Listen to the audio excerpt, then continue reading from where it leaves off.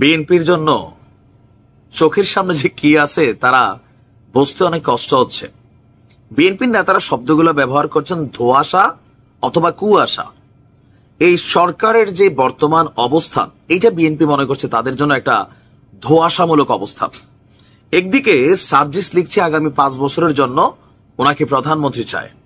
পিনাকি দাবি করছে নির্বাচন ছাড়াই জাতীয় সরকার গঠন করে ডক্টর ইউনূসকে 4 বছর রাখা উচিত উপপ্রধান উপদেষ্টা তারেক রহমানরে বানাইয়া। বাট গেল কিছুক্ষণ আগে বাংলাদেশে ফিরে এসেছেন আমাদের প্রধান উপদেষ্টা ডক্টর মোহাম্মদ ইউনূস। চীনে যে সফরটা দিয়েছেন খুবই সফল একটা সফর আমরা বলতে পারি।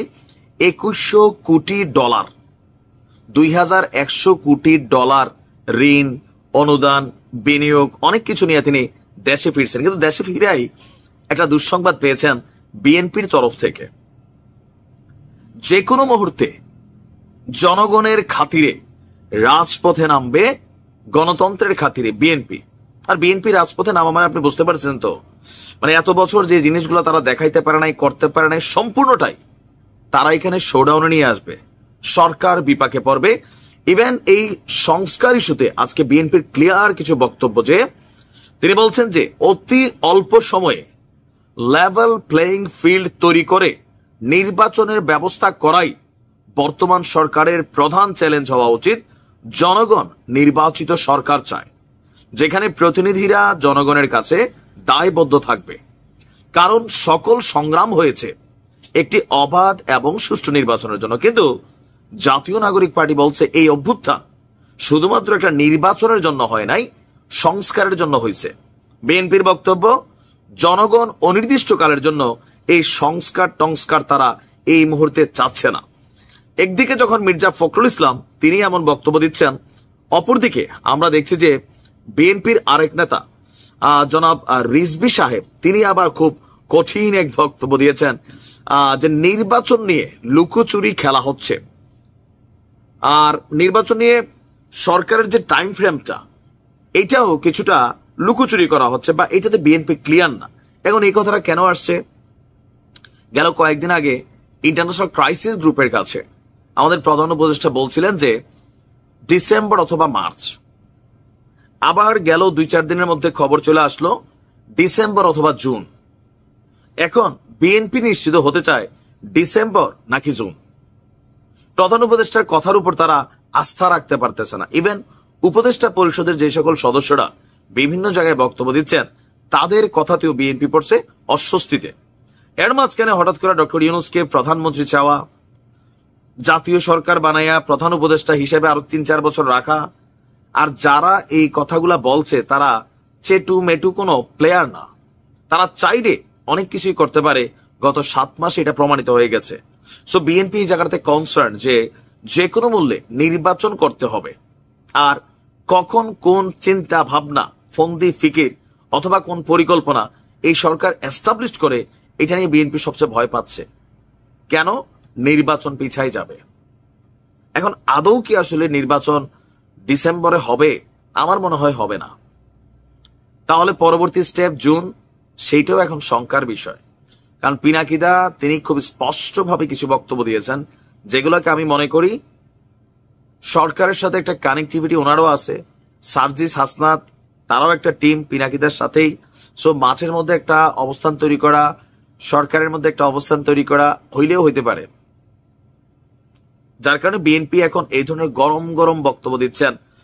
ডক্টর মোহাম্মদ ইউনূস এই লম্বা একটা সফল সফর শেষে দেশে আইসা যখন এই ধরনের কথাবার্তা শুনছেন, নিশ্চয়ই ওনার কিছুটা মন খারাপ হচ্ছে। দেখা যাক কি হয়। বিএনপি বরাবরই ভয় পাচ্ছিল 5ই আগস্টের পর থেকে। আপনাদের খেয়াল থাকার কথা যে জনাব তারেক রহমান বলছিলেন যে এবারের নির্বাচনটা হবে ভিন্ন রকম, পুলসেরাতের পোল পার হওয়ার মতন হবে নির্বাচন।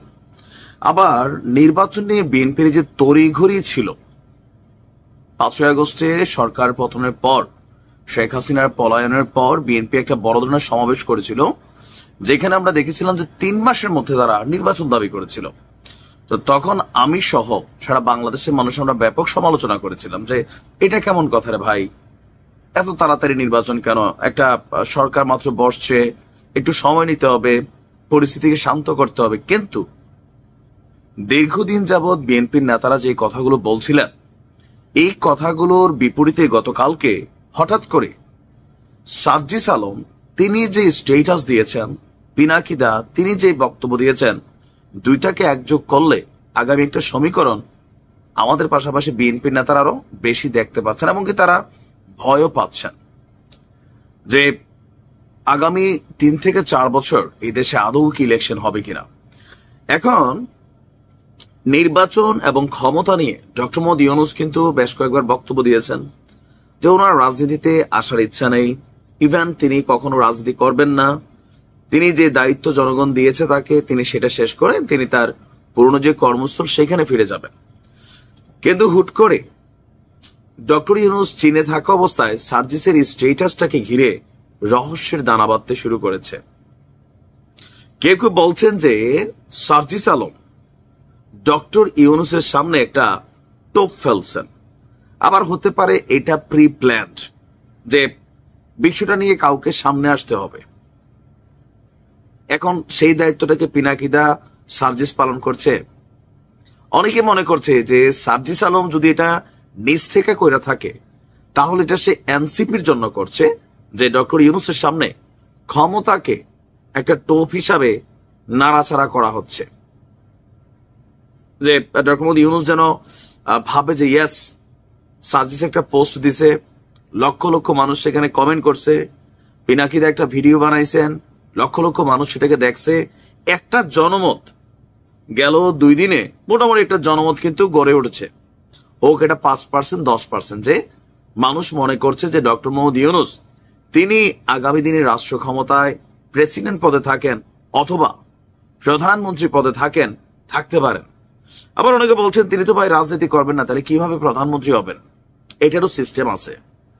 যে ধরেন এনসিপি নির্বাচনে আসবে, এনসিপি যদি মোটামুটি একটা বিজয়ী লেভেলে চলে যায়, তখন ডক্টর মোহাম্মদ ইউনূসকে উপনির্বাচনে তারা পাশ করে আইনা তারা একটা ধরেন জায়গায় বসাই দিবে যে স্টেটমেন্ট বা প্রধানমন্ত্রী হিসাবে তিনি তার অবস্থান গ্রহণ করতে পারেন।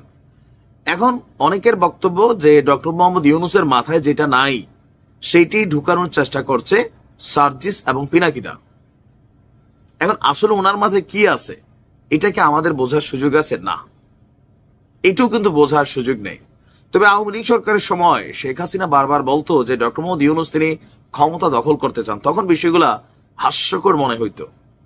বাট শেখ হাসিনার সেই বক্তব্যটা এখন বিএনপির কাছে একদম কিন্তু অকাট্য দলিলের মতনই সত্য মনে হচ্ছে। কেন মনে হচ্ছে? যার বিয়া তার খবর নাই, পাড়াপড়শির ঘুম নাই। ডক্টর মোহাম্মদ ইউনূসের মুখ থেকে আমরা এই ধরনের কোনো বক্তব্য শুনি নাই বা ইন্টেনশনটাও বুঝি নাই, কিন্তু যখন ওনার নিয়োগকর্তারা মানে সার্জিস আলমরা তো ওনার নিয়োগকর্তা, তারা যখন কোনো কথা বলে আমরা দেখেছি টুডে টুমরো এটা নিয়ে একটা ভাইব ক্রিয়েট করা হয়, তবে অনেক ভাইব বাতাসে উড়ে যায়, অনেকগুলা বাস্তবে পরিণত হয়। ওনার অন্তরে যদি এটার ইচ্ছা নাও থাকে তাহলে সার্জিস আলমের এই স্টেটাস অথবা পিনাকিদার এই পরামর্শে হয়তো উনি দোদল্যমান অবস্থায় আসতেও পারেন, নাও আসতে পারেন, যে নানান বিতর্ক তৈরি হবে এটা নিয়ে। ইভেন বিএনপির জীবনও এটা মানবে না। এখন পিনাকিদা যে পরামর্শ দিচ্ছেন তারেক রহমানরে উপপ্রধান, এটাও বিএনপি খাবে না, আমার ধারণা খাবে না।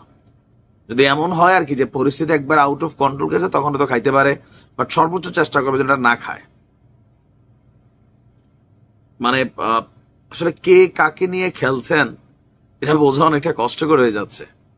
দেখা যাক, নির্বাচন রাজনীতি এখানে শেষ কথা বলতে কিছু নেই, যে কোনো মুহূর্তে নাটকে পরিবর্তন ঘটতে পারে, দেখার অপেক্ষা আছে।